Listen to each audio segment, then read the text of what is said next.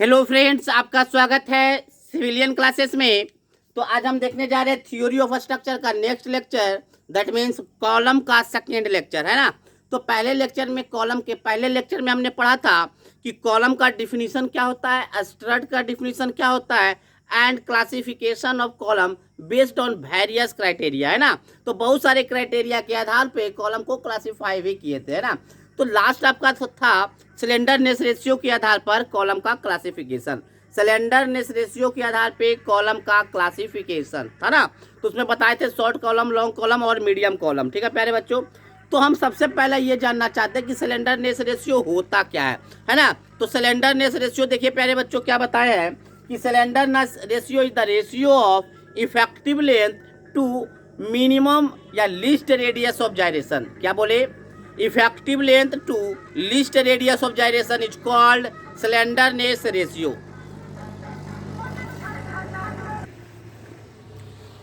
प्यारे बच्चों क्या बोले? स्लेंडरनेस रेशियो क्या है? इफेक्टिव लेंथ और मिनिमम रेडियस ऑफ जायरेशन का एक रेशियो है जिसको लेमडा से डिनोट करते हैं। क्या बोले प्यारे बच्चों? Slenderness ratio is defined as the ratio of effective length of column to least radius of gyration. Least radius of gyration it is denoted by lambda.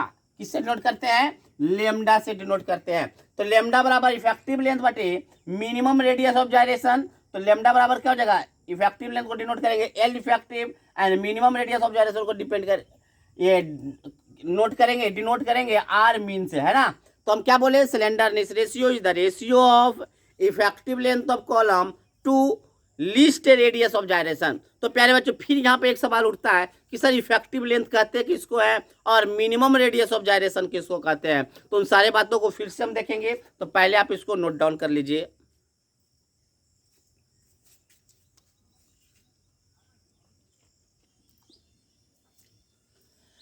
प्यारे बच्चों सबसे पहले हम बात करेंगे इफेक्टिव लेंथ ऑफ कॉलम का कि इफेक्टिव लेंथ कहते हैं किसको है। तो प्यारे बच्चों इधर देखिएगा, मान लीजिए ये आपका कोई कॉलम है, दोनों तरफ से फिक्स कर दिया गया है, या इसको सिंगल लाइन में दिखाते हैं। मान लीजिए ये आपका कॉलम है प्यारे बच्चों,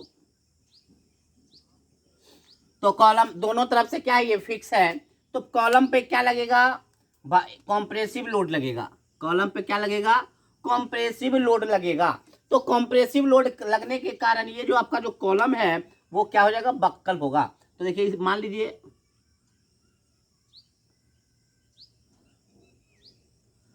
मान लीजिए प्यारे बच्चों इस तरह से ये बक्कल कर गया। इसका मतलब क्या? यहाँ पे और यहाँ पे क्या है? बेंडिंग मोमेंट आपका जीरो है और यहाँ पे भी आपका बेंडिंग मोमेंट जीरो है। तो इफेक्टिव लेंथ क्या कहता है? Distance between two points of column having zero bending moment.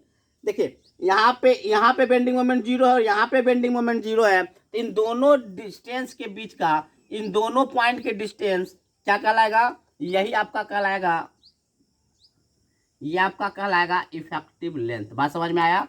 हम क्या बोले प्यारे बच्चों?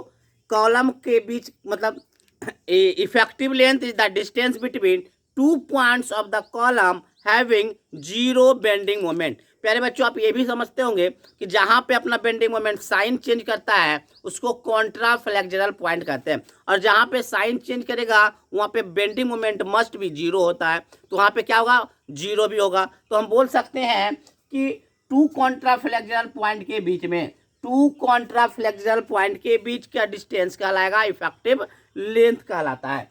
तो देखिए प्यारे बच्चों क्या बोले हैं? It is the distance between two points of the column having zero bending moment. क्या बोले?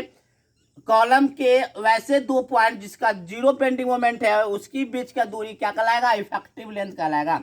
That means effective length is the distance between two Contra flexural point. प्यारे बच्चों कॉन्ट्रा फ्लेक्सुरल पॉइंट हमको पता है कि जहां पे बेंडिंग मोमेंट अपना साइन चेंज करता है उसको क्या बोलते हैं? वैसे पॉइंट को कॉन्ट्रा फ्लेक्सुरल पॉइंट कहते हैं, और जहां पे साइन चेंज करता है वहां पे बेंडिंग मोमेंट मस्ट भी जीरो। इसलिए हम बोल सकते हैं कॉन्ट्रा फ्लेक्सुरल पॉइंट के बीच की दूरी को भी इफेक्टिव लेंथ कहते हैं। Next, effective length of column is determined by determined by end condition of column. तो इसको कैसे डिटरमाइंड करेंगे, इफेक्टिव लेंथ कितना होता है, मान लीजिए टोटल लेंथ एल है तो इफेक्टिव लेंथ कितना होगा उसको देखना चाहते हैं, ठीक है ना। तो देखिए प्यारे बच्चों क्या बोला कि इंड कंडीशन के आधार पर, उसके आधार पे, कॉलम के इंड कंडीशन के आधार पे आप क्या निकाल सकते हैं, इफेक्टिव लेंथ निकाल सकते हैं। तो देखिए प्यारे बच्चों अब हम जानना चाहते हैं इंड कंडीशन। तो types of end condition of column, types of end condition of column. तो प्यारे बच्चों ये आपका है कौन सा फिक्स है, ये आपका देखिए जो 2 नंबर 1 नंबर वाला लिखाते हैं, 1 नंबर में क्या कहता है, both ends are hinged, both ends are hinged, मतलब कोई कॉलम है जो दोनों तरीके से क्या कर दिया ऊपर, मतलब दोनों एंड क्या कर दिया गया, हिंज कर दिया, हिंज वाला साइन है प्यारे बच्चों। तो जब आप हिंज कीजिएगा, जब आप इसको हिंज कीजिएगा तो इस तरह से आपका क्या हो जाएगा, बेंड करेगा आपका, इस तरह से बेंड किया, कब करेगा ऐसा बेंड, जब आप इस पे क्या लगाइएगा, लोड लगाइएगा, जब आप इस पे क्या लगाइएगा। तो यहाँ पे हम देख रहे हैं प्यारे बच्चों की टोटल का टोटल लेंथ क्या हो गया है, बेंड हो गया है, टोटल का टोटल लेंथ बेंड हो गया है। तो उसको क्या बोलेंगे, एल इफेक्टिव किसके बराबर हो गया, एल के बराबर हो गया। देखिए टोटल का टोटल लेंथ, देखिए प्यारे बच्चों ये आपका क्या है, ये इंड भी, कॉलम का ये इंड भी हिंज है और ये इंड भी हिंज है। तो देखिएगा लोड लगने के बाद जब बेंड करेगा, जब बक्कल करेगा तो पूरा लेंथ उसका बक्कल करेगा। इसका मतलब क्या है कि टोटल का टोटल लेंथ क्या हो गया है, बेंड हो गया, मतलब यहाँ पे बेंडिंग मोमेंट 0, यहाँ पे बेंडिंग मोमेंट 0, तो एल इफेक्टिव किसके बराबर हो जाएगा, एल के बराबर हो जाएगा, टोटल एक्चुअल लेंथ के बराबर आपका हो जाएगा, ठीक है ना। तो हम यहाँ पे क्या लिखे सीरियल नंबर में, अगर इंड कंडीशन में क्या लिखे, बोथ इंड आर हिंज्ड, मतलब कॉलम का दोनों इंड अगर हिंज है तो एल इफेक्टिव एल के बराबर होगा। तो इफेक्टिव लेंथ जो है एक्चुअल लेंथ ऑफ कॉलम के बराबर आपका होगा, ठीक है ना। दूसरा पॉइंट क्या बोले, one end is fixed, sorry तीसरा नंबर देख लीजिए, तीसरा नंबर का कंडीशन है। देखिए प्यारे बच्चों ये आपका पहला नंबर का फिगर है, फिगर भी बनाते चलिएगा कोई दिक्कत नहीं है। बोथ इंड्स आर फिक्स्ड, दोनों इंड क्या है, फिक्स्ड है, मतलब ये इंड भी फिक्स्ड है और ये इंड भी फिक्स्ड है। तो देखिए प्यारे बच्चों क्या देखा गया है, जब लोड लगने के बाद इतना लेंथ ही क्या होता है आपका, बेंड होता है, और एल इफेक्टिव किसके बराबर होता है, L/2 के बराबर होता है। अगर टोटल लेंथ L है तो एल इफेक्टिव किसके बराबर होता है, L/2 के बराबर होता है। उसको आपको याद रखना होगा कि जब दोनों इंड आपका क्या है, फिक्स्ड है, जब दोनों इंड कॉलम का फिक्स्ड है, मतलब फिक्स्ड कॉलम है, तो उसको क्या कहेंगे, उसका इफेक्टिव लेंथ क्या होगा, L/2 के बराबर होगा। मात्र इतना लेंथ ही उसका बेंड करेगा, बक्कल करेगा। तो प्यारे बच्चों इसको नोट डाउन कर लीजिए। अब हम बात करते हैं, ये पहला हो गया, ये तीसरा हो गया, दूसरा चौथा का बात करते हैं। तो देखिए प्यारे बच्चों दूसरा नंबर क्या बोल रहा है, दूसरा नंबर बोलता है कि एक इंड आपका कॉलम का फिक्स है और दूसरा एंड फिक्स्ड नहीं है। तो इस केस में क्या होता है प्यारे बच्चों, इस केस में इस तरह से बनता है। और देखिए एक तो बेंडिंग मोमेंट यहाँ पे 0 पाया जाता है, दूसरा देखिए इसका इमेजिनरी बनता है प्यारे बच्चों इस तरह से। और जो इफेक्टिव लेंथ है, जो इफेक्टिव लेंथ है इसका 2L हो जाता है, मतलब टोटल लेंथ L है तो सेम वैसा इमेजिनरी पॉइंट इधर बनता है और यहाँ पे बेंडिंग मोमेंट 0 होता है। ये इमेजिनरी पॉइंट है, ठीक है ना, ये इमेजिनरी पॉइंट है, बट देखा क्या गया है, मतलब ये कैंटिलीवर बीम है या नहीं, इसको हम एक तरफ फिक्स है दूसरी तरफ फ्री है, मतलब ये कैंटिलीवर कॉलम है, तो कैंटिलीवर कॉलम में एल इफेक्टिव 2L के बराबर होता है बिकॉज ऑफ इमेजिनरी पॉइंट, ठीक है ना, इमेजिनरी बेंडिंग लाइन। तो देखिए प्यारे बच्चों क्या बोला, one end is fixed, one end fixed है end other end is free, दूसरा एंड क्या है, फ्री है। तो आपका एल इफेक्टिव जो होगा वो 2L के बराबर होगा, मतलब एक्चुअल लेंथ के 2 टाइम्स के बराबर आपका इफेक्टिव लेंथ होगा। आपको समझ में आ रहा होगा तो ये अच्छी बात है, नहीं आ रहा तो आपको इस ये जो इंड कंडीशन है आपको याद रखना होगा, ठीक है ना। नेक्स्ट फोर्थ वन क्या है, फोर्थ वन देखते हैं। देखिए प्यारे बच्चों फोर्थ वन क्या है, इसको भी मिटा ही देते हैं। ये दूसरा नंबर है कंडीशन, ये किसका था, ये दूसरा number, one end fixed and other end is free. चलिए अब हम देखते हैं प्यारे बच्चों, अब हम देखते हैं फोर्थ नंबर कंडीशन। देखिए फोर्थ नंबर में क्या बोल रहा है, one end fixed and other end is hinged, मतलब एक एंड आपका फिक्स्ड है और दूसरा एंड आपका हिंज है। तो इस केस में क्या देखा गया है कि आपका इस तरह से बेंड होता है।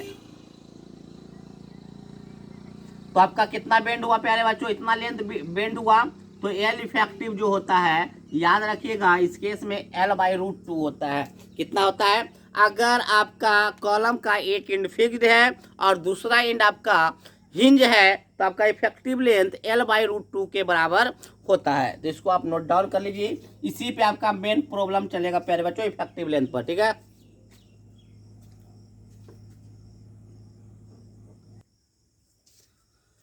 पहले बच्चों हमने सिलेंडर ने से क्या पढ़ा था? इफेक्टिव लेंथ बटे रेडियस और मिनिमम रेडियस ऑफ जायरेशन।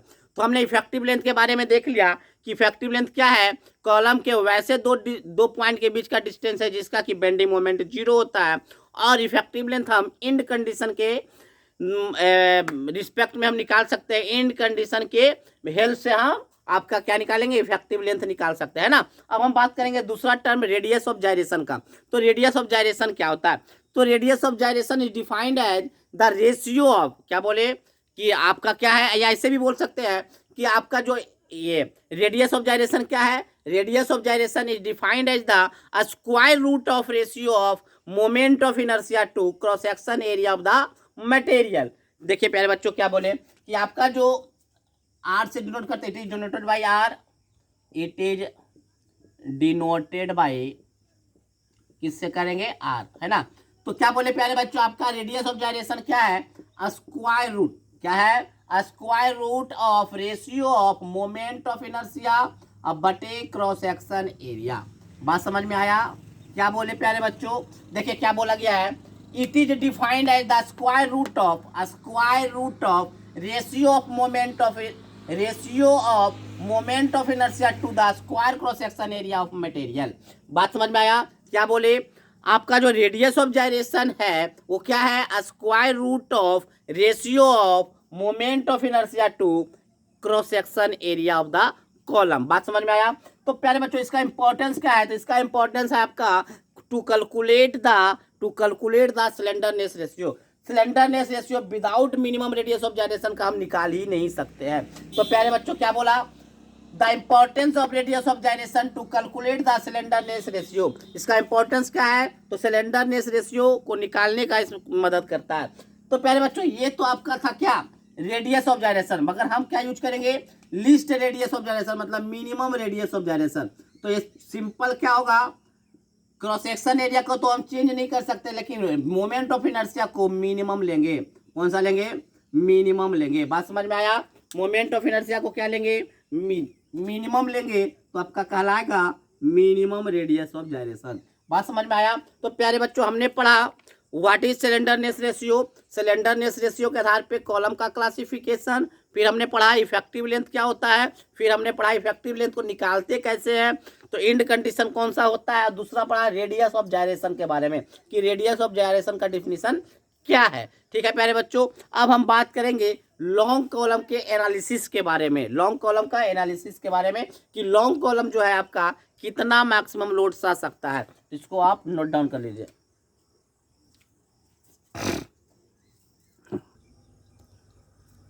प्यारे बच्चों अब हम देखते हैं एनालिसिस ऑफ लॉन्ग कॉलम। तो पहले भी बता चुके हैं कि लॉन्ग कॉलम का एनालिसिस हम यूलर्स थ्योरी के मदद से करेंगे। किसके थ्योरी के मदद से? तो देखिए क्या लिखें प्यारे बच्चों, analysis of long column is based on Euler's theory. कौन सा थ्योरी? तो हम क्या बोले, लॉन्ग कॉलम का एनालिसिस हम यूलर्स थ्योरी के मदद से करेंगे। अब देखिए प्यारे बच्चों क्या लिखे हैं, according to Euler's theory critical load, buckling load, crippling load is calculated by following formula. तो आपको ये बात समझ में आ रहा होगा, नहीं आ रहा होगा कि what is buckling load, crippling load, critical load. तो प्यारे बच्चों तो प्यारे बच्चों 2 मिनट वेट कीजिए, आपको बकलिंग लोड के बारे में भी पता चल जाएगा कि व्हाट इज बकलिंग लोड। तो अभी हम देखते हैं बकलिंग लोड या क्रिटिकल लोड हम इस फॉर्मूला से निकाल सकते हैं, pi square E I mean कर दीजिएगा, है ना, आई मीन बटे एल इफेक्टिव का होल स्क्वायर। बात समझ में आया? अब कैसे निकालिएगा, पाई स्क्वायर, पाई आपका कांस्टेंट है, पाई क्या है? कांस्टेंट है। ई आपका क्या है? यंग्स मॉडुलस है, Young's modulus of column material.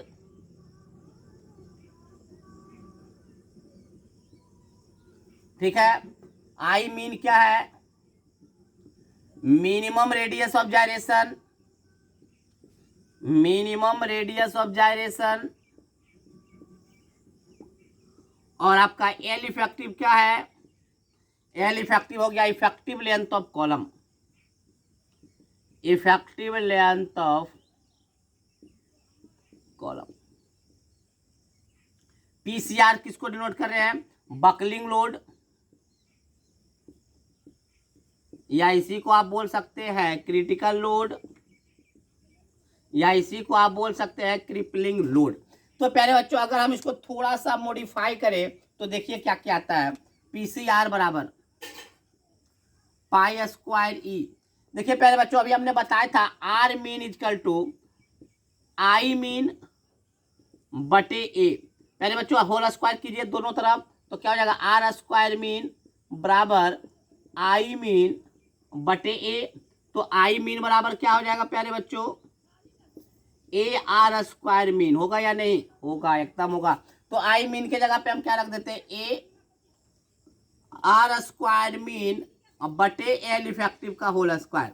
तो देखिए प्यारे बच्चों अब हम क्या करते हैं, पीसीआर बराबर pi square E, A R square को नीचे लेके चले जाएगा तो एल इफेक्टिव बटे आर मीन हो जाएगा, नीचे जाएगा तो देखिए तो आर स्क्वायर यहाँ से कहाँ चला जाएगा, नीचे चला जाएगा। तो ये बताइए एल इफेक्टिव बटे आर मीन क्या होता है, आर मीन आपका क्या होता है प्यारे बच्चों, तो होता है सिलेंडरनेस रेशियो।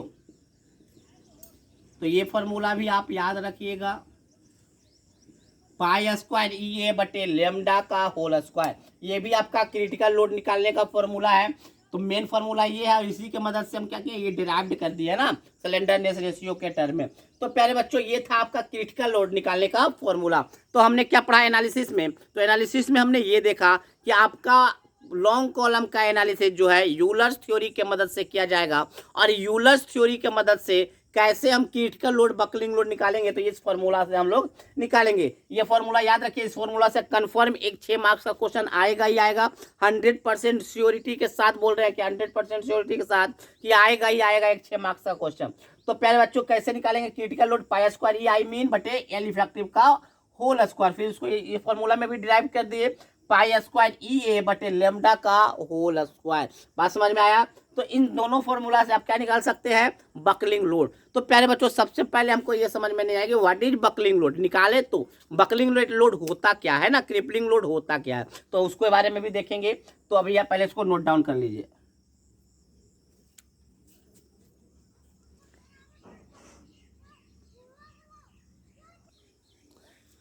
प्यारे बच्चों अब हम देखेंगे बकलिंग लोड किसको कहते हैं, उसी को क्रिपलिंग लोड और क्रिटिकल लोड भी कहते हैं। तो देखते हैं इसका डिफिनीशन होता क्या है। तो प्यारे बच्चों हम क्या बोलेंगे, buckling load, buckling load is the maximum load, is the maximum load resist by column, column without any failure, without any failure, that is buckling of column, buckling of column। देखिए प्यारे बच्चों हमने क्या बोला कि मान लीजिए ये आपका कोई कॉलम है, हाँ इस पे ये कॉलम है। क्या हुआ प्यारे बच्चों, हम इस पे लोड लगाए कितना, 5 किलो न्यूटन, कितना लगाए लोड, 5 किलो न्यूटन। तो 5 किलो न्यूटन जब लोड लगाए थे आराम से 5 किलो न्यूटन को क्या कर गया, सह गया, रेसिस्ट कर दिया, कोई इसमें कोई प्रॉब्लम नहीं हुआ। अब हम इसमें क्या लगा दिए 10, जब 10 भी लगाते हैं तो भी ये बढ़िया से रेसिस्ट कर गया, कोई प्रॉब्लम नहीं होता है। जब हम 15 लगाए, 15 किलो न्यूटन, तो भी आप आराम से रेसिस्ट कर गया।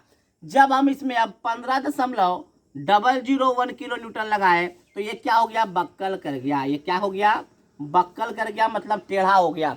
तो इसका मतलब क्या हुआ प्यारे बच्चों कि यह जो कॉलम है मैक्सिमम 15 किलो न्यूटन लोड सह सकता है, क्योंकि 15 किलो न्यूटन से जैसा ही ज़्यादा लोड देते हैं तो वो बक्कल कर जाता है, वो फेल कर जाता है।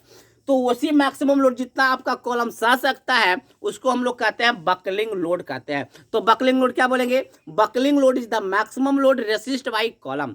क्या बोलेंगे, बकलिंग लोड वह लोड है जिसपे आपका कॉलम मैक्सिमम लोड मतलब बकलिंग लोड क्या है, वह मैक्सिमम लोड है जिस पर आपका कॉलम विदाउट फेल्योर रेसिस्ट कर सकता है। हम क्या बोले, buckling load is the maximum load resist by column without any failure, that is buckling of column. मतलब विदाउट बकलिंग हुए मैक्सिमम लोड जितना रेसिस्ट कर सकता है वही आपका कहलाएगा वही आपका कहलाएगा बकलिंग लोड। तो यहाँ पे आपका बकलिंग लोड कितना था, 15 किलो न्यूटन। तो प्यारे बच्चों ये बताइए कि ये कॉलम मान लीजिए 15 किलो न्यूटन मैक्सिमम सह सकता है, अगर 15 किलो न्यूटन से थोड़ा सा भी ज्यादा देते हैं तो ये बक्कल कर जाता है, फेल कर जाता है। तो प्यारे बच्चों ये बताइए उस कॉलम पे सेफ लोड क्या होगा जो हम उस पर अप्लाई करेंगे। अगर हम उस पर 15 किलो न्यूटन लोड अप्लाई कर लेंगे सह तो लेगा, मगर गलती से भी मान लीजिए एक क्या बोल सकते कबूतर भी आके उस कॉलम पे बैठ गया तो कबूतर का भी अपना कुछ ना कुछ वेट होगा, उस वेट के कारण क्या हो जाएगा, वो बक्कल कर जाएगा। तो प्यारे बच्चों तो हम कभी भी किसी भी कॉलम को बकलिंग लोड्स के रिस्पेक्ट में डिजाइन नहीं करते हैं।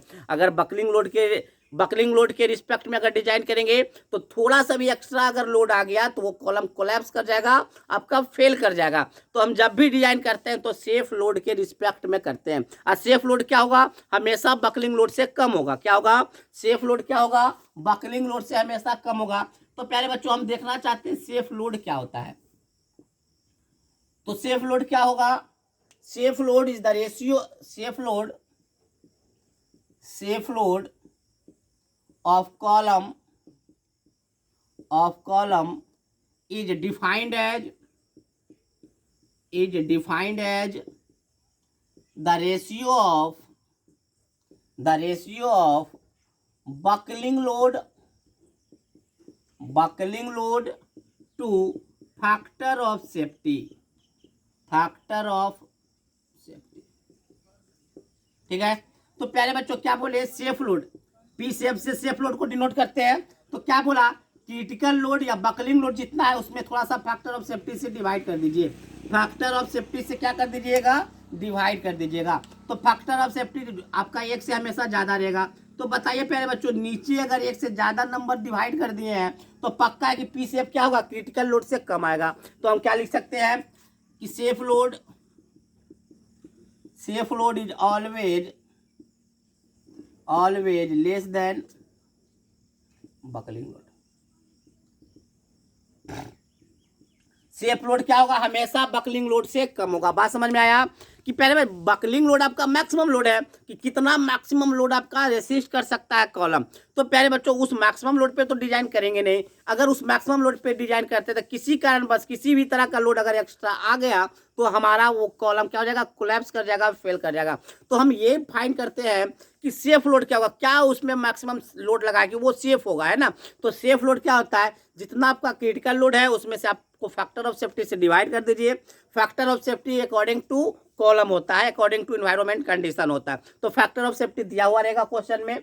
तो फैक्टर ऑफ सेफ्टी के मदद से हम क्या निकाल लेंगे, सेफ लोड निकाल लेंगे। तो इसको आप क्या कर लीजिए प्यारे बच्चों, आप नोट डाउन कर लीजिए। अब देखिए प्यारे बच्चों हमने क्या बोला था, क्रिटिकल लोड कैसे निकालेंगे, फॉर्मूला से पाई स्क्वायर ई आई मीन बटे एल इफेक्टिव बोले थे या नहीं बोले थे। तो प्यारे बच्चों ये जो फॉर्मूला जब डिराइव करने गया होगा आपका यूलर, तो यूलर्स क्या लिया होगा, कुछ ना कुछ एजम्पशंस लिया होगा।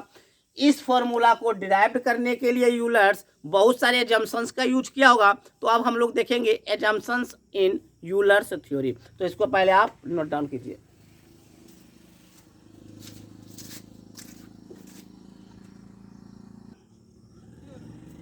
प्यारे बच्चों अब हम देखते हैं assumptions of Euler's theory for long column.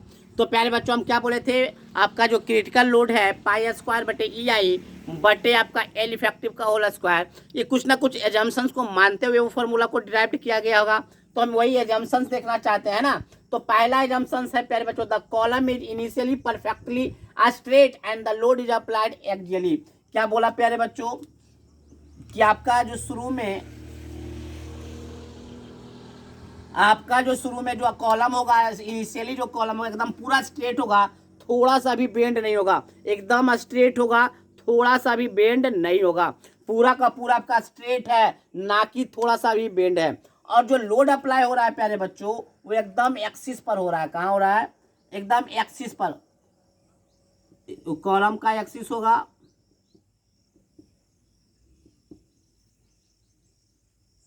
तो प्यारे बच्चों एकदम एक्सिस पर आपका क्या लग रहा है, लोड लग रहा है। ठीक है ना। पहला एजम्पशन है कि column is perfectly straight initially and load is applied axially. तो ठीक है प्यारे बच्चों, लोड कहाँ पे अप्लाइड हो रहा है, एकदम एक्सिस पे अप्लाइड हो रहा है, और आपका जो कॉलम है वो परफेक्टली क्या है, स्ट्रेट इन नेचर का है। Next, the cross section of the column is uniform through out the length. प्यारे बच्चों ये आपका लेंथ हुआ, ये आपका क्या है, लेंथ है। तो प्यारे बच्चों थ्रू आउट द लेंथ आपका क्रॉस सेक्शन एरिया क्या है, यूनिफॉर्म है। कहीं से भी काट रहे हैं इस कॉलम को तो देखिएगा स्क्वायर क्रॉस सेक्शन का सेम एरिया आ रहा है। तो क्या बोला, through out the length same cross section area is available, मतलब यूनिफॉर्म क्रॉस सेक्शन एरिया होना चाहिए थ्रू आउट द लेंथ, मतलब कहीं से भी काटिए तो आपका स्क्वायर ही आना चाहिए सेम एरिया का, है ना। नेक्स्ट तीसरा नंबर है, the column material is perfectly elastic homogeneous and isotropic and ओबे हुक्स लॉ। क्या बोला प्यारे बच्चों कि आपका जो ये मटेरियल होगा वो हुक्स लॉ को फॉलो करेगा। हुक्स लॉ कहने का मतलब है stress is directly proportional to strain, इसको फॉलो करेगा, ठीक है ना। और क्या बोला, ये परफेक्टली इलास्टिक मटेरियल का बना हुआ है, आइसोट्रोपिक मटेरियल का बना हुआ है, होमोजीनियस मटेरियल का बना हुआ है, ठीक है। Next, the length of column is very large as compare to its lateral dimension. प्यारे बच्चों ये आपका लेंथ एल है, ये मान लेते हैं आपका बी है, ये आपका बी है, और ये आपका डी है। तो लैटरल डायमेंशन आपका हो गया बी और डी। लेंथ के परपेंडिकुलर डायरेक्शन को लैटरल डायरेक्शन कहते हैं, तो आपका लैटरल डायरेक्शन हो गया बी और डी। तो बी और डी के रिस्पेक्ट में आपका जो लेंथ है बहुत ही ज़्यादा है, बहुत ही बड़ा है। क्या बोला, length of column is very large with respect to its lateral dimension. क्या बोला प्यारे बच्चों, the length of column is very large as compare to its lateral dimension. Lateral dimension कहने का मतलब है बी और D, width of column, depth of column, इन दोनों के रिस्पेक्ट में उसका जो कॉलम का जो लेंथ होगा वो बहुत ही ज़्यादा होगा, ठीक है प्यारे बच्चों। नेक्स्ट देखते हैं, the column will fail by buckling alone. प्यारे बच्चों पहले भी बता चुके हैं कि लॉन्ग कॉलम कैसे फेल करेगा, सिर्फ बक्कल करेगा, बकलिंग में फेल होगा। कैसे, बकलिंग में फेल होगा। Next, the self weight of column is negligible. फिर बच्चों ये कॉलम है, कुछ ना कुछ मटेरियल का बनाया गया है, तो कुछ ना कुछ तो वेट होगा ही होगा। बट यूलर्स थ्योरी क्या एजम्पशन लिया है कि इसका कोई भी वेट नहीं है, अगर है भी तो उसको हम नेग्लेजिबल करके चलेंगे। बात समझ में आया। तो ये कुछ आपका यूलर्स थ्योरी का क्या था, एजम्पशन था। और ये एजम्पशन प्यारे बच्चों आपको लिखने आता ही आता है, हर साल देखा गया कि एजम्पशंस ऑफ यूलर्स थ्योरी लिखने आएगा ही आएगा, ठीक है ना। तो आप इस 6 पॉइंट को आराम से इजली तरीके से आप लिख सकते हैं ना। अगर आप मैटर को अगर समझ गए होंगे तो आप आराम से लिख सकते हैं इन 6 पॉइंट को, है ना। तो प्यारे बच्चों हम इस लेक्चर में एक लास्ट क्वेश्चन देखते हैं और बाकी सारे क्वेश्चन अगले लेक्चर में देखेंगे। तो प्यारे बच्चों तैयार हो जाइए एक क्वेश्चन के लिए। तो पहले इसको नोट डाउन कीजिए।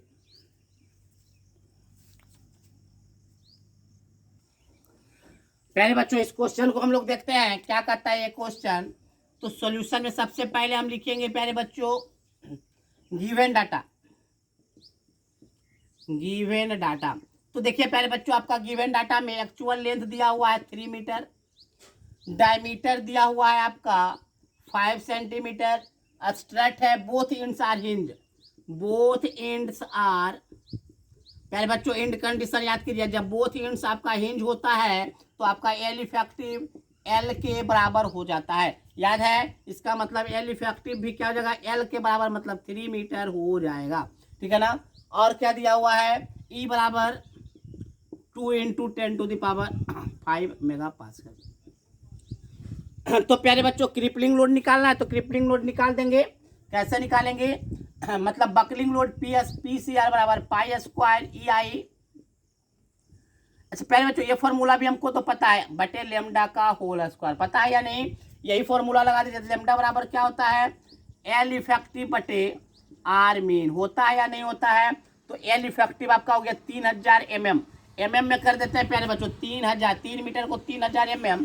आर मीन कैसे निकलेगा, आर मीन निकलेगा आई मीन अब बटे क्रॉस सेक्शन एरिया।